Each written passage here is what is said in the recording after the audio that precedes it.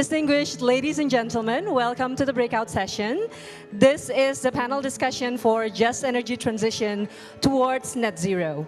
Before I start, I will invite the Director General of Renewable Energy and Energy Conservation, Ministry of Energy and Mineral Resources, to deliver her opening remark. Please welcome Ms. Enia Listiani Dewi to the stage. Bu Enia, the stage is yours. Thank you. Hello. Okay, thank you. So happy good morning. It's a pleasure to be at here for the first time. But since UID talking about the happy digital concept, the happy digital X, yes, I'm involved on the making the curriculum at that time. So it is really good to be here and sharing to you as a new, new issues and very big issues about the energy transition. So for today, in the opening, we already have a minister to say that the energy transition is need of finance, and of course, Indonesia now it's undertaking the energy transition to do more smartly and precisely, and to aiming to meet the emission reduction, of course, and in the target in line with the NDC. So we are also have 358 million ton CO2 to be reduced, and it now would be increased because we are now have a discussion about the second NDC, which is the big emission of our situation right now. It's shifting, not only goes to 2035, but will goes to 40. So we are not let that happen. So we are accelerating the target of the reduction. So it means that how we can reduce it. So one of our strategy is to goes with the blended resources. Not only need the blended finance, but we will do blended resources, such as we use the natural gas, and then we combine it with the renewable energy. And of course, we will do the energy efficiency, and also we will make sure the coal phase down. And since several weeks ago, I met with the Bu Mari at Washington, D.C. We're talking about the GBFA, and I think all of the finance will supporting Indonesia, and we are going more to implement the renewable energy. And of course, I will addressing also the hydropower. So the hydropower now is has in the World Water Forum would be big issues, and we are also thinking about more floating PV in the dam, so it would be increase the renewable energy of PV. And of course, geothermal, it would be the second issues that we need to grow, not only the hydro, but we are also addressing the geothermal. And I think we have also the issues about the infrastructure. The infrastructure, we need connected transmission within the islands, so it would be covering and overcome the supply and demand gap of our islands. And then maybe with this forum, we know each other from the perspective of the philanthropists and also the more NGO, and we want to have a new platform of the financial. So I think the concessional finance, it would be much more suitable for our developing countries. And hopefully, this transition period, we will utilize the financial model such as GBFA and also the ASEC, IPEF, and those who also from OECD. This model prioritizes the security during the transition while fostering the renewable energy investment. And we are also committed to make a green investment with the promoting and collaborating to all of the stakeholders. And we, from this newest issue, we have debottlenecking the issues of local content. So now we want to increase the investment. And of course, more adaptive administration, I think it should be overcome because we want to realize more sooner. And for your information, that's our renewable energy mix right now is only goes to 13%, which is we have a target of 23%. It is a double in this just 1.5 years. So our target in 2025 is 23% of renewable, but we want to double it. So I think with this year coming to Bali, would be addressing our situation and our problem. And the last things, I want to also encourage the local community should be addressed because we have many problems in our islands. If we introduce the solar PV and local community, there is no one can follow, can make the sustainability of those investment of maybe for the maintenance of photovoltaic, maintenance of micro hydro. That's a big issue in our situation. So hopefully it will be some great discussion today, and I'm also welcome you all. Thank you so much. Wassalamualaikum warahmatullahi wabarakatuh. Terima kasih banyak, Ibu. Thank you very much. Now, we're about to begin our discussion. We know that in the energy business, the practice of blending public and private finance is not something new. And right now, the world stands on the precipice that we need to accelerate energy transition as quick as possible. The announcement of just energy transition, for example, in Indonesia, to channel historic US 20 billion, it exemplified the support of global community to accelerate deployment of blended financing in Indonesia's energy transition. But the transition also needs to be equitable and just. And when it comes to just energy transition, again, there's a question, who's going to pay for it? And there's a lot of element of just energy transition that entails beyond the infrastructure, beyond the project, and more into the people itself. Because when it comes to just energy transition, it is also a people transition.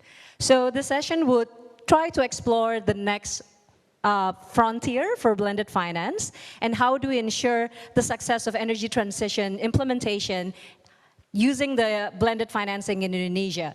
We will try to discuss what are the systemic barriers, how do we address it, and how we can work together in order to further the collaboration and use the blended finance mechanism to achieve just and equitable transition.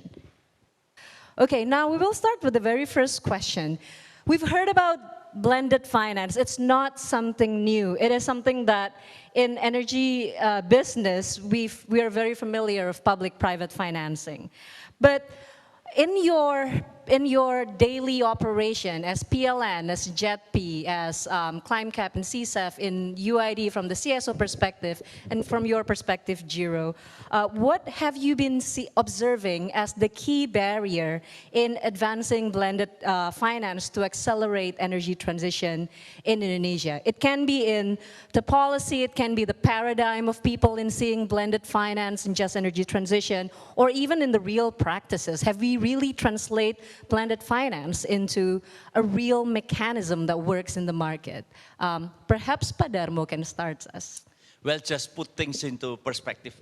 First thing is I really want to say thank you for Hita Karana for promoting the awareness of the blended finance and also the framework of the blended finance that really helps to accelerate the transition of energy.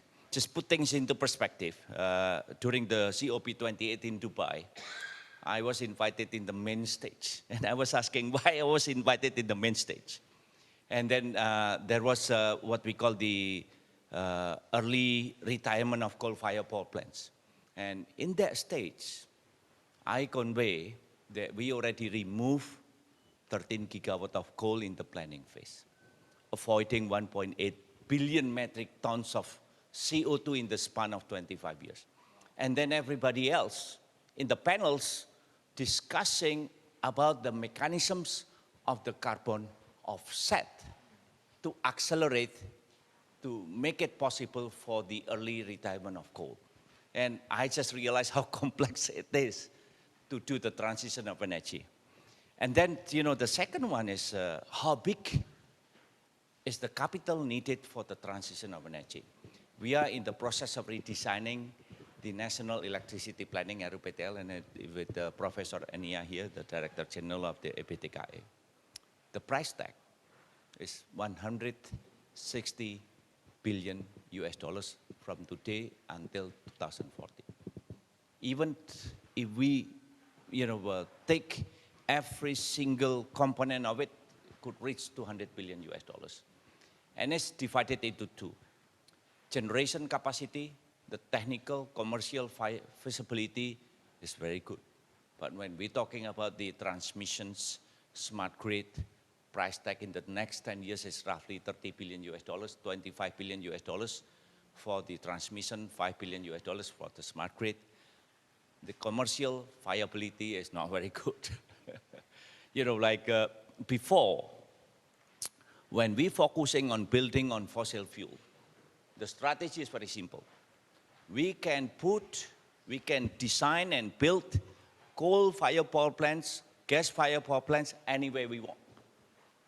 The epicentrum of demand in Central Java, we're going to build the gas-fired power plants in Central Java. In East Java, in West Java, no worry, we can build those anywhere we want. But when we adopt what we call the accelerated renewable energy development, 75% of additional capacity coming from renewable energy, 25% is coming from gas-fired power plants to balance the base load. Then we face a very serious challenge. First is there is a mismatch. The location of resources of renewable energy, hydro, geothermal, with the demand.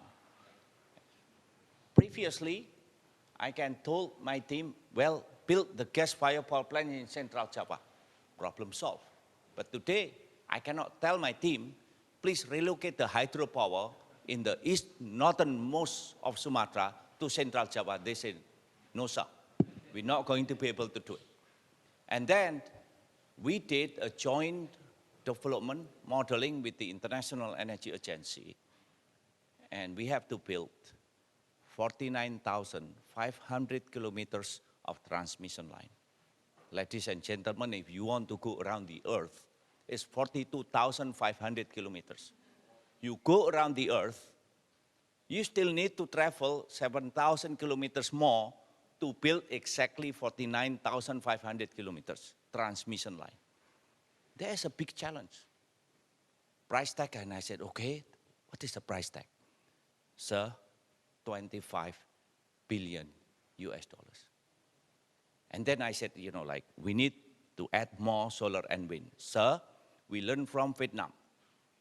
They built 16 gigawatt of solar in the span less than 3 years. They built 12 gigawatt of wind in the span of 3 years.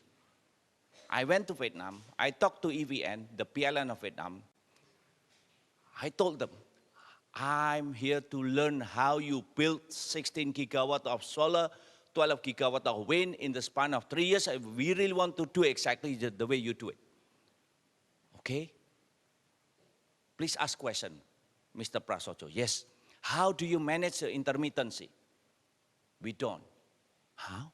They don't manage the intermittency. They curtail.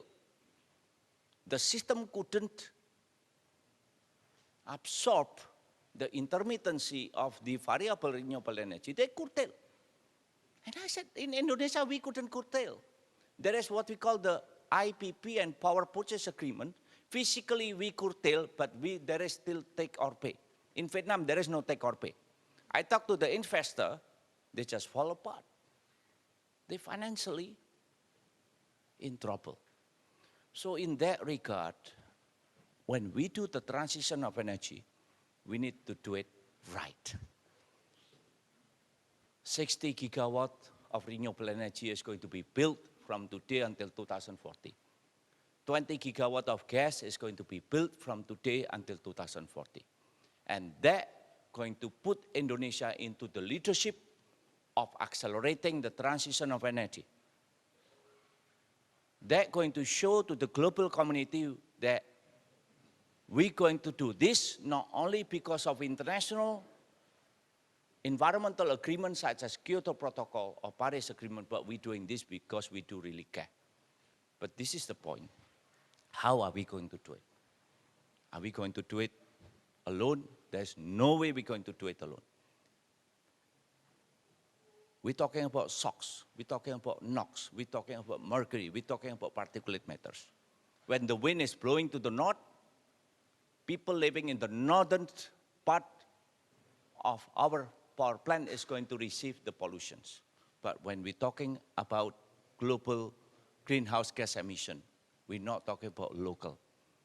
The 1 ton emission of CO2 here in Bali is going to have the same damage effect with 1 ton emission of CO2 in New York, in Tokyo, in Russia, in Paris, all over the world.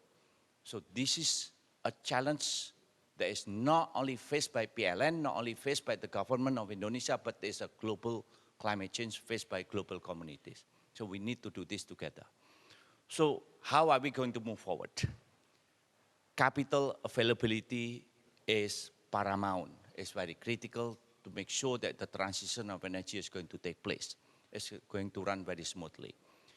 2 group of projects, generation capacities, technical, commercial feasibility is very good by today. Each time I auction wind, each time I auction solar, each time I auction hydro, is open, competitive, transparent auction. Is very efficient. The participants, not only 2, not only 3, sometimes even 15, sometimes 20. The PPA is I need to make sure I design environment that conducive for investment, for collaboration. So in that regard, project preparation is very important. Technical feasibility is very important. Commercial viability is very important.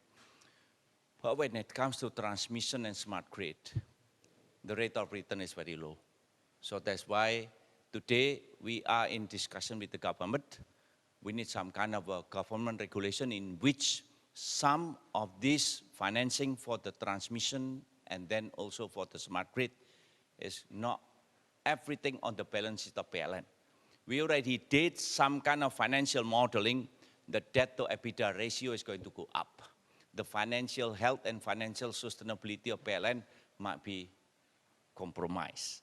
So this has to be a government project. And then with the JETP, JETP is a game-changing program. With the JETP, there are 2 effects. The first effect is we are connected to the global communities. It's giving us a conviction that previously fragmented global communities to become unified, in which we are very sure today with these unified global communities, we're going to keep moving forward to slow down the warming, if it's possible, even to cool the earth. But also, it's giving impact to the internal of PLN. We already finalizing what we call the comprehensive investment planning policy that containing the list of renewable energy projects from today until 2030. But it's not going to end over there. We are in the process of redesigning our national electricity planning, which is much more aggressive. 3 years ago, we came up with the greenest national electricity planning. 51.6% of additional capacity is coming from renewable energy. But today, we're going to release a new national electricity planning. 75% of additional capacity coming from renewable energy, only 25% coming from gas, and there is no more new coal. So with that, this blended finance is going to play a very important role. Concessional finance, private finance, and then it's been added philanthropy, finance is blended into one to come up with the right cost of financing. I mean, right cost of financing, meaning low cost of financing, signaling that we're not going to face this challenge alone, but we're going to face this challenge together. This transition of energy, we're talking about saving the future of the earth, to make sure that the future generations should have better future than ours. We have to move forward through collaboration, collaboration of strategy, collaboration of policy, collaborations of technology, collaboration of innovation, collaboration of financing. So for PLN, in the past, our main job was only to provide electricity, but today our main job is to take care of the environment. Thank you. Thank you so much, Pak Darmo. There was a very comprehensive approach, because not only that we talk about coal to clean and renewable energy generation, but we also talk about the enabling environment that needs to happen. And one of them definitely is, how do we tackle the intermittency, but also do we have good enough transmission, distribution, and grid system to answer that? Now, you said something about JETP, and I think this is a very good segue to move to Pak Paul. So, Pak Paul, what acupuncture point that you see could trigger or catalyze that significant shift to alleviate the barrier that Pak Darmo has mentioned? And in your insight in the JETP process, who holds the power points, and how do we might achieve progress in that area? Thank you, Winnie, and also thank you to THK for inviting me for this event. I just want to pick up from what Pak Darmo already said. So in JETP, we actually, let's say, check how much money would be actually required in order to move to the target of JETP scenario. And we check that it will need about almost 100 billion US dollar until 2030. And in the JETP commitment, we only got about 21.5 billion US dollar, which is about 11.5 will be from the public and 10 will be from commercial. And in our case, what we are doing now together with, actually in close coordination with Pak Darmo's office as well, and also Rumah Paten and government, we are trying to allocate as much as possible the funding to projects that has lowest return, which is actually the transmissions. So in our case, we are now discussing with our colleague from World Bank and also ADB and other IPGs, how much money could they allocate for the transmissions? That will be our priority. So because we see that, as Pak Menteri also mentioned, no transmission, no transitions. The same thing also here, as already elaborated by Pak Darmo. If we cannot build the transmissions, how can we really move forward with the, let's say, emission reduction in the Java, for example? Because the demand is in Java, as already elaborated by Pak Darmo. So this is our priority. So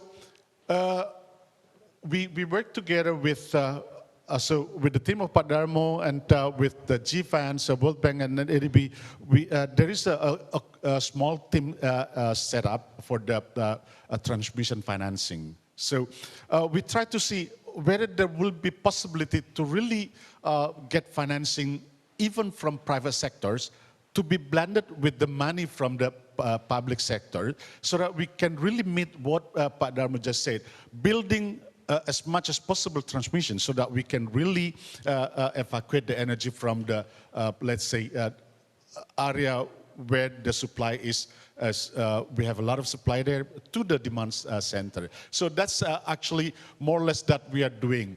So, but the thing is now, as already established by the government, we have the National Energy Transition Task Force. And JETP Secretariat is only small part of the energy transitions. It's only 10 countries. Even, for example, country like Netherlands, Netherlands would like to provide a lot of financing that also include financing for transmission, but they are not part of the JETP. So it will be handled by the national task force. And a country like Spain, as a country, they are not part of the JETP, but as a EU, yes. The same like Australia and others. There are a lot of, let's say, countries that would be interested to let's say, support Indonesia moving towards the cleaner energy provisions. And this is the thing that we need to see more coordinations led by the National Energy Transition Task Force, where the Professor Enia is actually the deputy of the chair for the energy transition. So we would like to see more coordinations, not only with the government, but also with the private sectors, how we could provide more on this financing to meet the demand for the energy transition. Thank you. I'll stop here. Thank you so much, Pak Paul. That is such an interesting take. I would double click on the need of coordination to actually breach the not only information misalignment, but also financing misalignment between all of the actors involved in energy transition. Now, I'd like to move to ADB and ClimeCap. From your perspective, from DFI and FI, how are we looking at those systemic barriers, and what do you think we can do together to alleviate the barriers? First, I think I want to hear from John first, from the perspective of ClimeCap. As we know that ClimeCap managed the Southeast Asia Clean Energy Facility, or CSEF. In terms of in terms of early stage development capital investment, how do you see ClimeCap and CSEF play a role? Thanks, and really appreciate the opportunity to be here with all of you, as well as the distinguished panelists here.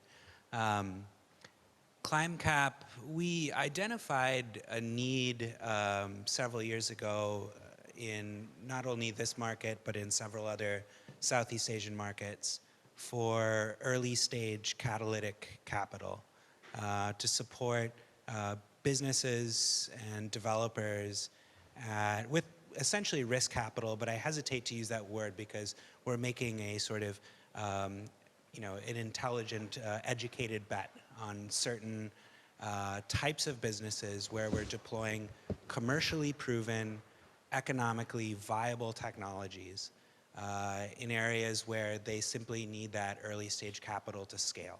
So within power generation, of course, there's a very important role for geothermal and for biomass and biofuels and so on, but we identified solar and wind, for instance, as more easily scaled technologies. Similarly, e-mobility, energy efficiency are areas that we focus on, where a relatively small amount of early stage catalytic capital can go quite a long way. And in fact, with our first fund, CSEF, we've mobilized more than 20x relative to what we've deployed just since 2020. So that means that our portfolio companies have mobilized additional investment or debt financing of more than 20 times what we put in. And we play an instrumental role in sort of bringing on that follow-on investment and then also supporting our portfolio companies with that financing. And it's playing that sort of that role in that interstitial space between, on the one hand, technical assistance and grants which maybe come before us in which we can help facilitate for our portfolio companies, and then some of that later stage financing. We sit sort of in the middle of that by providing pre-Series A growth capital to these companies. In Indonesia, we've made investments in e-mobility, excuse me, in a mobility as a service provider that operates here, but also other Southeast Asian countries, and provides battery swap solutions. We've invested in distributed energy. We've invested in energy efficiency, and we're looking going forward to also support utility scale renewable power to support PLN's goals, especially around floating solar, on-grid solar, onshore wind, and also the de-dieselization program. So we see a lot of areas where this early stage capital can go quite a long way. I want to mention one other thing that I see as being important when we talk about blended finance. Oftentimes, early stage companies come with very entrepreneurial teams, oftentimes very good projects and some traction, but they require a lot of support to really take on the organizational deepening and development to be able to raise follow-on financing from larger institutional investors. And so we always take an approach where of course we're providing capital and that is our primary focus, but we're making sure that we're, through due diligence, identifying gaps, whether that's from an HSE perspective, from a governance perspective, so that we can help and work with these organizations to improve their overall organizational capacity and put them in a better position to be raising follow-on capital and also debt, importantly. So yeah, so with that, I'll maybe hand it over to ADB. Yeah.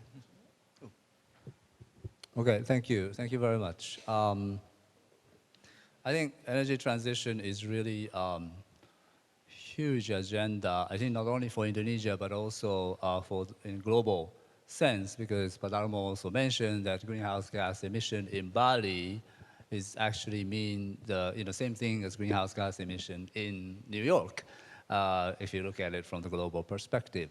So in that context, I think ADB has been able to work very closely with the government, PLN, and then also others on this very important issue as a bank aspiring to become the climate bank for Asia and Pacific. It is really a pleasure and honor for us to be able to do that. Now, in terms of blended finance, I think one is that I think we have to put it in context as well that energy transition is such a multifaceted issue. So blended finance is, of course, is a very, very effective tool to facilitate that happen, but also at the same time, there are a lot of things that needs to happen in the policy area, and then also very much agree with the need for bankable project pipelines, and then which one can be sort of appropriate for blended finance type of financing, or which one needs to be just be done by the public finance, right? So that kind of investment plan that is aligned with the overall vision, and then that could allow sort of people to strategically think about matching the financing for this individual project. I think that is going to be very important. Now, as a blended finance sort of mechanism per se, I think there are a couple of constraints that we're feeling. One is, of course, scarcity of concessional resources, right? I mean, because we're facing this issue to allocate those concessional financing, of course, if there is a more resources of concessional financing, of course, that constraint would be loosened, and then we have a better, easier way to finance the energy transition type of project through blended finance mechanism. The second is also, we need blended finance because we are facing a market failure situation, right, basically, right? So, in a sense that what is really the appropriate price, right? So that is really the methodological challenge in the sense that to decide on our side on social cost and social benefit and economic cost and economic benefit, including greenhouse gas emission, but also the health impact of early, for example, retirement of coal, for example, its impact on the pollution, for example, in Jakarta, for example, in other places. How are we going to factor that into the real economic project cost? We don't know that, and that's a challenge. And thirdly, and then also this is related to the fact that public institutions like us coming in with the concessional financing, if it is possible, we also do not want to crowd out the private investors in these opportunities. And then thirdly, of course, we want to have it, because there are so many projects and activities that probably need to be financed in this way, we want to have some kind of replicability, right? So if we have to finance certain project in too much concessionality, then it may not be replicable in other cases, right? So those things need to be considered when we decide the structuring of each project with the blended finance issue. I think, we have what we call the blended finance committee in ADB to decide for each transaction how much sort of concessionality can be provided in what way, because this is benefit, et cetera, because there is a lack of basically the pricing and cost there. This kind of blended finance committee tend to overshoot or undershoot. So that kind of fluctuation is there.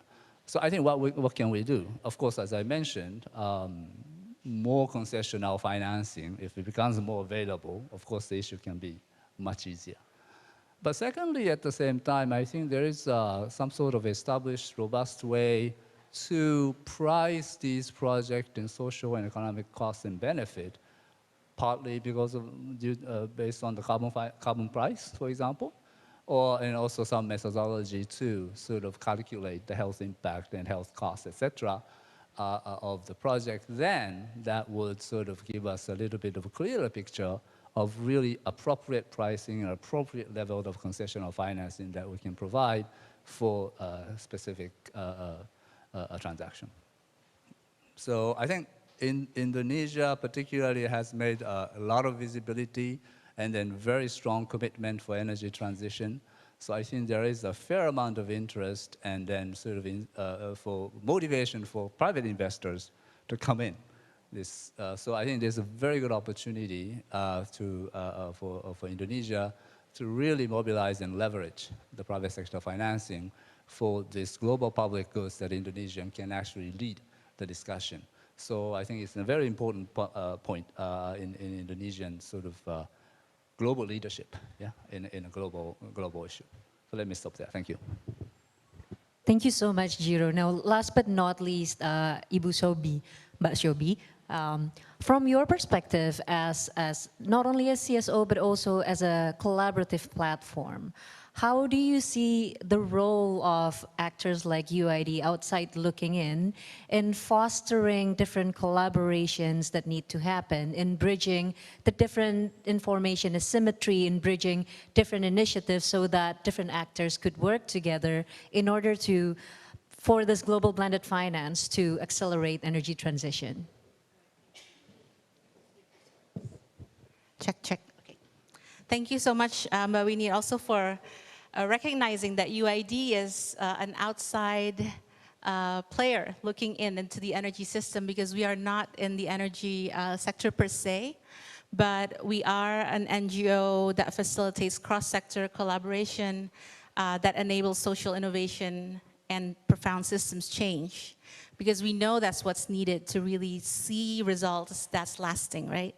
And from that perspective, I was very bemused by the exchange that happened earlier in the plenary session, where we have very stellar examples of what's possible and what's been done. But then there are questions from the crowd that's very real, very pragmatic. And sometimes the answers from the panels are not answers, but more questions. Right? And I think that reflects the reality of energy transition and many of our changes that's happening right now in society. We are forced to change by the climate crisis. There are some potential solutions like the blended finance, but there is a very strong legacy in the system that needs to be addressed. And sometimes these constraints can make or break if we don't address them together. One, and then two, address them compassionately, meaning we really need to listen from one another. What are your challenges, and how can I help you help us come together and come forward better? And I think spaces like that are few and far between, right? We have so many technical capacity building opportunities. We have project teams working their best to deliver the projects, but where are we coming together to really look at the deeper patterns that needs to change, including the broader patterns of the global North and South relationship, the past traumas, and learning from earlier lessons? How can we bring those lessons? And then more importantly, not only asking for others to change, but also looking back towards ourselves. what can I do to change in my own respective areas of influence so that this can move forward? So I really like how you, for example, you said, I'm going to bring this back, the spirit of Bali, to France. I felt that was a very self-aware conversation, and we need more of that, right? And we hope that programs like the one we just launched earlier, HEAL, can be spaces for that, where we can be reflective, we can think about how to move forward together. We don't always have the answers. We know there are more questions to be answered, but can we answer them together and be more innovative? And time is ticking, right? If we do this on a piecemeal basis, it's difficult. But when we come together as stakeholders that are relevant, interdependent, then we can accelerate that process of coming up with solutions that are transformative. Thank you so much, Mbak Shobi. I really like that. Sometimes, perhaps the question is the answer. And in the same spirit, I'd like to open the floor to a couple of questions, because we have time until 12:05, I was just being told. Either in addressing or asking your question on global blended finance to the panelists. Yes, there's I think the lady over here, and then the gentleman over there, and after that, Nick. If we have time, please make your question concise and introduce yourself and to whom you'd like to ask the question. I will make this concise. My name is Carrie Turk. I'm the country director of the World Bank in Indonesia. I've recently arrived, so forgive me if I speak out of turn through being new, but I just wanted to reassure colleagues from PLN and the JETP Secretariat that we have a sizable pipeline underway in the transmission sector. But one thing that we would like to see, one thing that we are preparing also is a guarantee instrument, which could help you bring the private sector into the transmission sector. Understand there needs to be some kind of tweaking of some regulatory documents in order to make this work, but this could really be quite a game changer. It's one thing to get the private sector into generation, into renewables, if the prices are right, but as was mentioned, transmission is much more challenging, and we do believe that a guarantee kind of instrument would help with the de-risking for the private sector to come in and to fill that gap that you spoke about. I myself am coming from a posting in Vietnam, and I very much endorse what you were saying earlier about the curtailment problems, and you need to balance the speed with which you build your generation capacity alongside your transmission capacity. Otherwise, you end up not being able to sell your electrons or evacuate your electrons to the end user and generate a revenue stream out of it. But as I say, diversity of instruments will be important in maximizing the flow of blended finance into your energy sector. Thank you. Any comment from Pak Darmo or Pak Paul?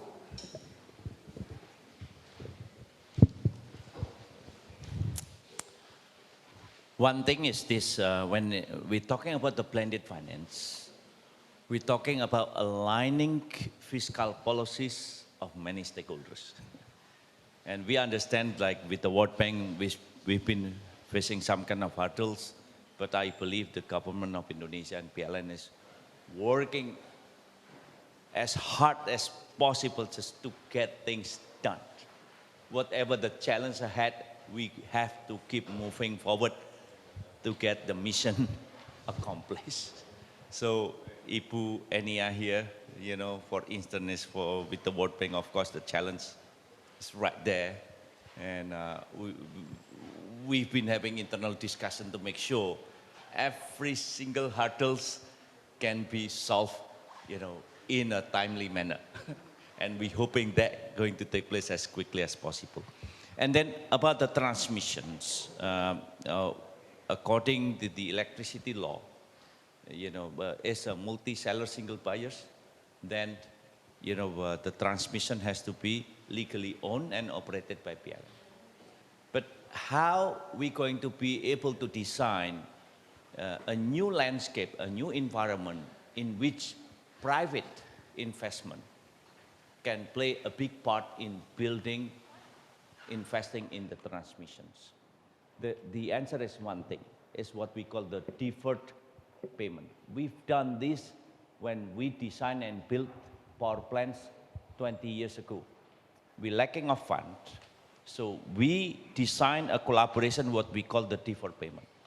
Third party invest, design, and build the power plants. Upon the commissioning, the legal ownership is transferred to PLN, and there will be some kind of financial arrangement in such a way the loan, the capital can be recouped back whoever investing in that project. So with these 49,500 kilometers of transmissions, we devise similar scheme in which private investment is going to be able to participate in this in such a way blended finance is going to play a big role. And PLN is going to be legally owning after the commissioning, but there will be some kind of financial arrangement to make sure the investment, whoever invests is going to be able to recoup the investment back, whatever the risk, not only being mapped out, but being addressed properly, the de-risking is going to take place. And of course, we design environment that is based on the spirit of fairness. The rate of return is going to be feasible and technically viable, commercially feasible in such a way. Whatever it is the transition of energy, we need to design environment that is conducive for investment, conducive for collaboration. Thank you. Thank you, Pak Darmo. I think we still have time for just one question. I think the gentleman on the back was raising his hand after. Can we get the mic there? And can you please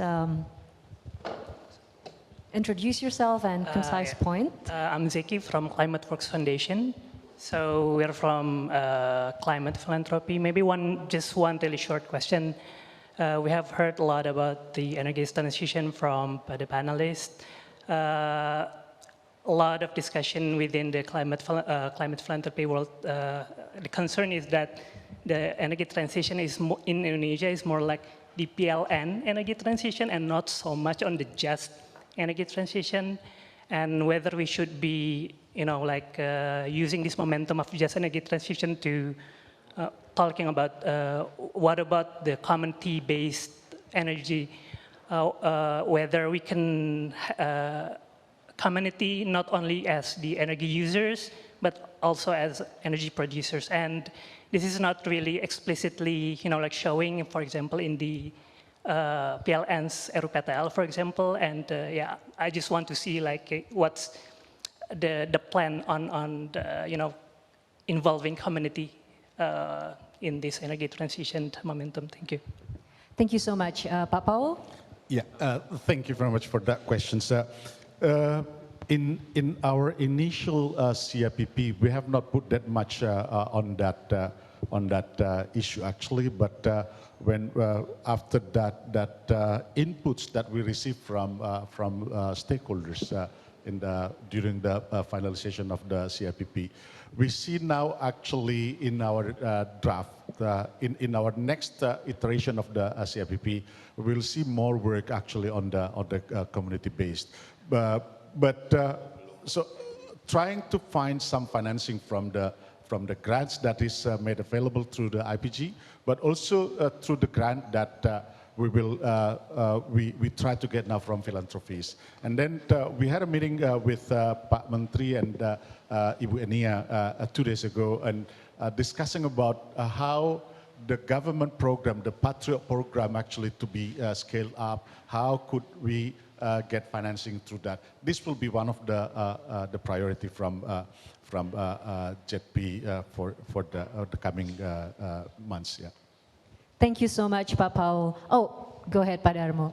And first thing is this, on the new national electricity planning, 62% of additional generation capacity is coming from the private investment.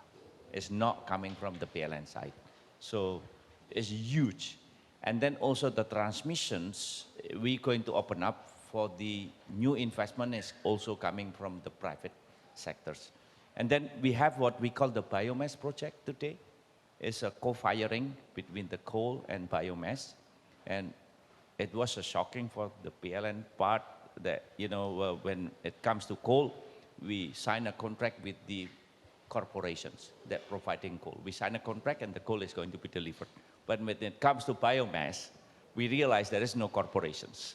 It's a community-based supply chain in which, land selections and then planting the trees and then how we're going to involve communities to do the processing and then also supplying to our coal-fired power plants and replacing coal with the biomass, etc. So it is complex, it is challenging, but also it is satisfying.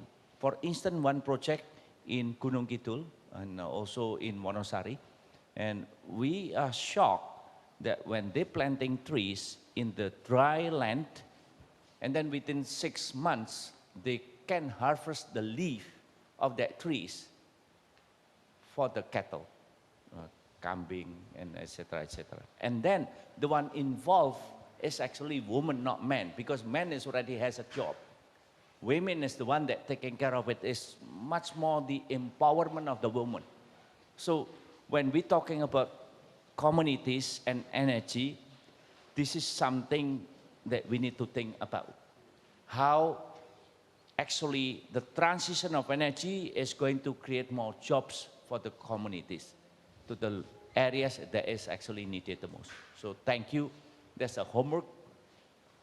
We're going to address it. We're going to make sure that this transition of energy is going to be a just transition of energy. Thank you. Thank you so much, Pak Darmo. Please give a round of applause to the panelists. Thank you so much, ladies and gentlemen, for a very insightful discussion today. Because of the constraint of time, I'm afraid that we have to continue the discussion over lunch and the next event, but this has been very fruitful. We know that blended finance is needed and that energy transition is systemic, not only talking about coal to clean, the enabling environment or renewable energy project pipeline, but also how a lot of stakeholders can work together in addressing the challenges and not forgetting that energy transition is, by the end of the day, people transition.